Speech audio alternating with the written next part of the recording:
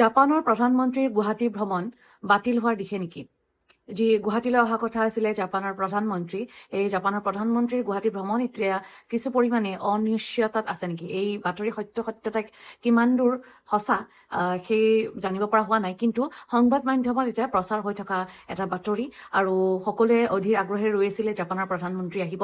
চৰকাৰখনেও গুৱাহাটীখনক খুব সুন্দৰকৈ সজাই পৰাই তোলাৰ এটা চেষ্টা কৰিছিলে, আৰু জাপানৰ প্ৰধানমন্ত্ৰীৰ যি আগমন, এই আগমনে উত্তৰ পূৰ্বাঞ্চলৰ এক ধৰণৰ মানে বাণিজ্যিক প্ৰসাৰ আৰু সম্প্ৰসাৰণ ঘটিব বুলি সকলোৱে আশা লৈ আছিলে।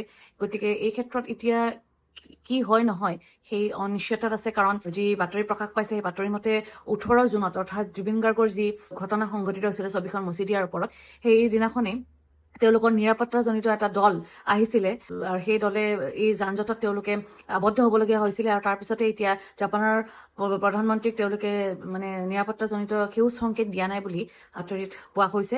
সেই গতিকে এতিয়া জাপানৰ প্ৰধানমন্ত্ৰী গুৱাহাটীলৈ যি অহা কথা আছিলে, সেই অহাৰ ক্ষেত্ৰত কিন্তু এতিয়া অনিশ্চয়তাই দেখা দিছে, আৰু কথাটোৰ সত্যতা কিমান দূৰ সঁচা এতিয়ালৈকেও জানিব পৰা হোৱা নাই।